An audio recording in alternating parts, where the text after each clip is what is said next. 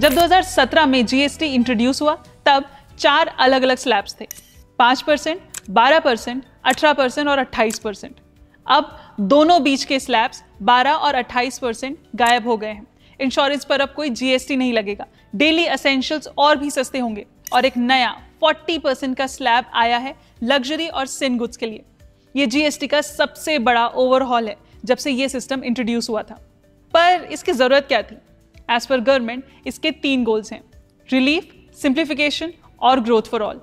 अब सवाल ये है, इसका असर आपकी जेब पर क्या होगा? अगर आप साल का 5-6 लाख खर्चा करते हैं तो कितना बचाएंगे? स्टॉक मार्केट ने इन चेंजेस पर कैसे रिएक्ट करा? इकोनॉमी को कितना बड़ा बूस्ट मिलेगा? आइए सारी डिटेल समझते हैं with your host Swati. Let's get started. सबसे पहले सीधे पॉइंट पे आते हैं, क्या सस्ता होगा और क्या महंगा? Big ticket purchases. गाड़ी या बाइक खरीदने का सोच रहे हैं तो छोटी गाड़ियां और मोटरसाइकिल्स पर जीएसटी का रेट 28% से घटकर अब 18% हो गया है। घर में 32 इंच टीवीज, एसीज या रेफ्रिजरेटर्स लेने का सोच रहे हैं तो उस पर भी 28% से 18% का रेट कर दिया गया है।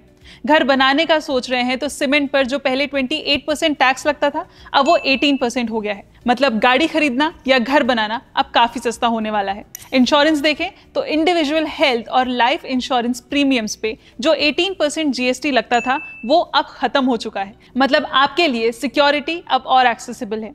डेली एसेंशियल्स अगर देखें तो सोप्स, टूथपेस्ट, पैकेज्ड ब्रेड्स जैसे रोटी और पराठे सब अब 5% या 0% स्लैब में आएंगे। लाइफ सेविंग मेडिसिन भी अब 5% या 0% पर आ गई हैं। फार्मर्स को भी बूस्ट मिला है, मतलब फार्म मशीनरी और इरिगेशन इक्विपमेंट अब 12% से गिरकर 5% टैक्स पर होंगे। But what is this new 40% slab? Sin और लग्जरी गुड्स जैसे टोबैको और एरेटेड ड्रिंक्स अब और महंगी हो गई हैं। इनको 40% के रेट्स पर टैक्स किया जा रहा है। पर क्या आपने कभी ये सोचा है कि ये रिफॉर्म अभी क्यों हो रहा है? गवर्नमेंट का अनुमान है कि उनको इस एक्सरसाइज से इनिशियली ₹48,000 करोड़ का नुकसान होगा। तो फिर गवर्नमेंट के लिए ये स्टेप लेना पॉसिबल कैसे हुआ? ये रिफॉर्म इसलिए जरूरी है क्योंकि पिछले 7 साल में जीएसटी सिस्टम स्टेबल और प्रेडिक्टेबल बन गए हैं। नंबर्स अगर देखें तो Q1 FY 2025 से 26 में ग्रॉस जीएसटी रेवेन्यू 5,42,000 करोड़ रुपयों का रहा और नेट रेवेन्यू ग्रोथ पिछले साल से 10.64% की थी। मतलब सिर्फ स्टेबल ही नहीं, हेल्दी ग्रोथ भी है। टैक्स पेयर बेस भी 2017 के 66.5 लाख से बढ़कर आज 1.51 करोड़ हो चुका है। मंथली कलेक्शंस पहले 82,000 करोड़ रुपए के होते थे, अब 2,04 करोड़ रुपए के लेवल को भी क्रॉस कर गए हैं। जब सिस्टम इतना मैच्योर हो गया तभी सरकार कॉन्फिडेंटली टैक्स स्लैब्स कट कर पाई, फिस्कल रिस्क उठाए बिना। पर ये रिफॉर्म 2025 में ही क्यों? सिंपल आंसर, क्योंकि ग्लोबल इकोनॉमी काफी टर्बुलेंस से गुजर रही है और इंडिया को अपने लिए एक सेफ्टी शील्ड बनाना बहुत जरूरी है। देखिए, 2025 में यूनाइटेड स्टेट्स ने इंडिया से आने वाले गुड्स पर एक मैसिव 50% टैरिफ लगा दिया। अब शायद आप सोच रहे होंगे कि यूएस एक्सपोर्ट्स तो जीडीपी का छोटा पार्ट है, क्या इतना फर्क पड़ता है? लेकिन ग्राउंड रियलिटी अलग है। यूएस इंडिया के टोटल गुड्स एक्सपोर्ट्स का 20% एब्जॉर्ब करता है। मतलब अगर एक ही मार्केट इतना बड़ा शॉक देता है तो इसका इम्पैक्ट पूरी इकोनॉमी में चेन रिएक्शन की तरह घूमता है और इसका सबसे पहला असर हमारे टेक्सटाइल और अपैरल सेक्टर ने महसूस किया। Clothing manufacturers association of India के चीफ मेंटर ने कहा कि इन टैरिफ्स की वजह से यूएस बायर्स के लिए कॉस्ट 30 to 35% तक बढ़ गई है। इसका सीधा नतीजा शिपमेंट्स रुक गए और फैक्ट्रीज पर क्लोजर और जॉब लॉसेस का डर मंडरा रहा है। तो फिर सवाल था, ग्लोबल हेडविंड्स के बीच अपनी इकोनॉमी को स्टेबल कैसे रखें? और जवाब था, डोमेस्टिक डिमांड को स्ट्रॉन्ग बनाओ। और एग्जैक्टली वही जीएसटी रिफॉर्म का असली स्ट्रैटेजी है। लॉजिक सिंपल है, पहला स्टेप जीएसटी रेट्स कट करो, कॉस्ट नीचे आते हैं। जब कॉस्ट नीचे आते हैं कंज्यूमर्स के लिए प्राइसेस सस्ती हो जाती हैं। प्राइसेस गिरते हैं तो डिमांड बढ़ती है, डिमांड बढ़ती है, सेल्स और बिजनेस एक्टिविटी दोनों एक्सेलरेट होते हैं। और जब ये चेन रिएक्शन शुरू हो जाता है तो इकोनॉमी के पास एक पावरफुल कुशन बन जाता है। मतलब अगर एक्सपोर्ट्स ग्लोबल शॉक्स की वजह से प्रेशर में भी हैं तो अपना डोमेस्टिक मार्केट ही ग्रोथ का इंजन बन जाता है। ये एक प्रोएक्टिव स्टेप है जो इंडियन गुड्स की डिमांड को इंटरनली और रेजिलिएंट बनाता है अगेंस्ट एक्सटर्नल शॉक्स। अब अगर ग्लोबल पिक्चर क्लियर है तो चलिए जूम इन करके देखते हैं कि इस रिफॉर्म का डायरेक्ट इम्पैक्ट हम पर या आप पर कैसे पड़ेगा। अब चलिए इसको एक रियल लाइफ एग्जाम्पल के थ्रू समझते हैं। मिलिए शर्मा फैमिली से। एक टिपिकल मिडिल क्लास घर, 2 वर्किंग पेरेंट्स, 2 बच्चे एक रेंटेड फ्लैट में रहते हैं। उनके लिए हर सेविंग काफी इंपॉर्टेंट है, चाहे वो हेल्थ इंश्योरेंस हो या बच्चों की स्कूल फीस। सबसे पहले इंश्योरेंस देखते हैं। शर्मा फैमिली अपने लिए 40,000 का प्रीमियम देती है, हेल्थ प्लस लाइफ कवर दोनों का।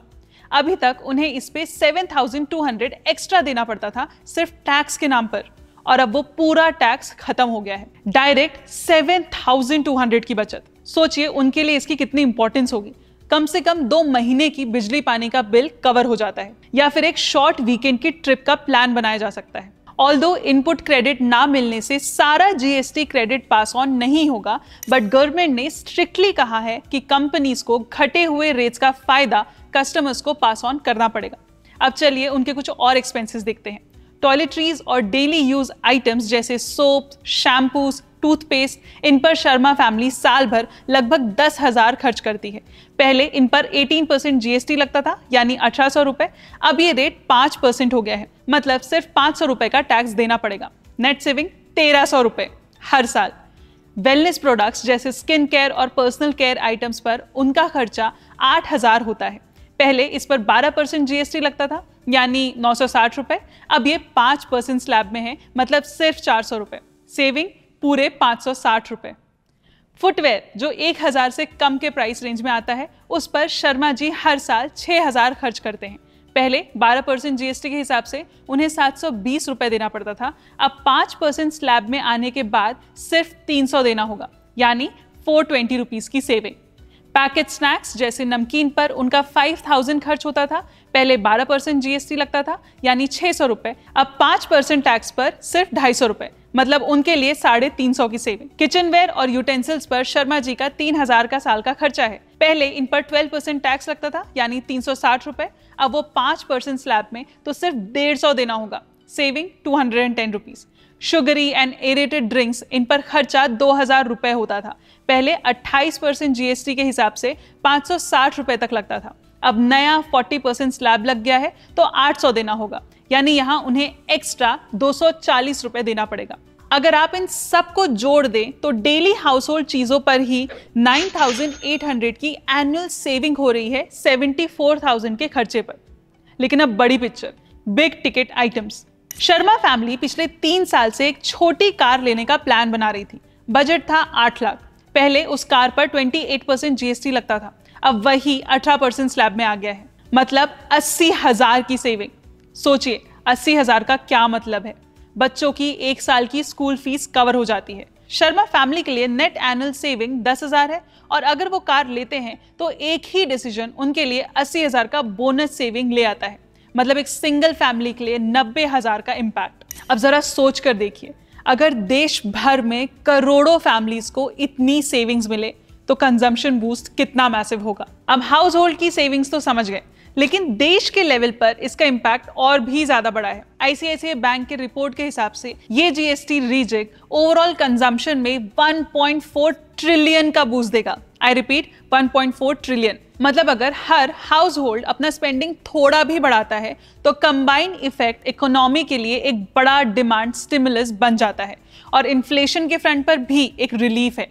कोर गुड्स इन्फ्लेशन को लगभग 50 बेसिस पॉइंट्स यानी 0.5% नीचे खींचने का पोटेंशियल रखते हैं। मतलब आपके लिए चीजें अफोर्डेबल होंगी, और आरबीआई के लिए भी इन्फ्लेशन टारगेट मैनेजेबल रहेगा। सेक्टर वाइज इंपैक्ट देखते हैं तो ऑटो सेक्टर काफी प्राइस सेंसिटिव है, स्पेशली एंट्री लेवल कार्स और 2 व्हीलर्स के लिए। 10% का डायरेक्ट जीएसटी कट मतलब है कि पहले जो बायर सोच रहा था अभी थोड़ा और रुक जाता हूं, वो अब शोरूम विजिट करेगा। ये सिर्फ कार मेकर्स के लिए नहीं, बल्कि पूरे इकोसिस्टम के लिए बूस्ट है। Component suppliers, dealerships, service centres, सबको फायदा। What about real estate? Cement को 28% से 18% स्लैब में लाना एक मास्टर स्ट्रोक है। सीमेंट घर बनाने से लेकर इंफ्रास्ट्रक्चर तक हर जगह यूज होता है। अगर सीमेंट सस्ता हुआ तो कंस्ट्रक्शन कॉस्ट कम होगा और अफोर्डेबल हाउसिंग प्रोजेक्ट्स को एक नया पुश मिलेगा। मतलब डिमांड भी बढ़ेगी और गवर्नमेंट के हाउसिंग गोल्स भी एक्सेलरेट होंगे। कंज्यूमर ड्यूरेबल्स जैसे एसीज, रेफ्रिजरेटर्स, वॉशिंग मशीन्स, इनको हमारे टैक्स सिस्टम ने काफी टाइम तक लग्जरी गुड्स माना, लेकिन आज के जमाने में ये बेसिक यूटिलिटीज जैसे हो गए हैं। अब इन पर 18% टैक्स का मतलब है फेस्टिव सीजन में एक डिमांड वेव। रिटेलर्स और मैन्युफैक्चरर्स दोनों के लिए ये एक सेल्स ड्राइवर बनेगा। अब आइए देखते हैं कि मार्केट ने इस जीएसटी रिफॉर्म पर अनाउंसमेंट के अगले ही दिन कैसे रिएक्ट किया। ऑटो सेक्टर ने तो अभी ही इंपैक्ट दिखाना शुरू कर दिया है। महिंद्रा कंपनी ने तो डायरेक्टली बेनिफिट पास करना स्टार्ट कर दिया। अनाउंसमेंट के अगले ही दिन सेक्टर्स जिनको डायरेक्ट बेनिफिट मिला था उन्होंने तुरंत अपना रंग दिखाया। निफ्टी ऑटो इंडेक्स लगभग 1% जंप हुआ। इसका मतलब सिंपल है, मार्केट को लगता है कि टैक्स कट्स सीधे सेल्स और प्रॉफिट्स में ट्रांसलेट होंगे। एंट्री लेवल कार्स और टू व्हीलर्स जहां सबसे ज्यादा प्राइस सेंसिटिव होते हैं वहां डिमांड स्पाइक की उम्मीद है। निफ्टी एफएमसीजी और कंज्यूमर ड्यूरेबल्स इंडाइसेस भी ग्रीन में क्लोज हुए। ये रिफ्लेक्ट करता है कि इन्वेस्टर सेंटिमेंट डेली एसेंशियल्स और हाउस होल्ड अप्लायंस के लिए डिमांड बूस्ट को ऑलरेडी प्राइस इन कर रहा है।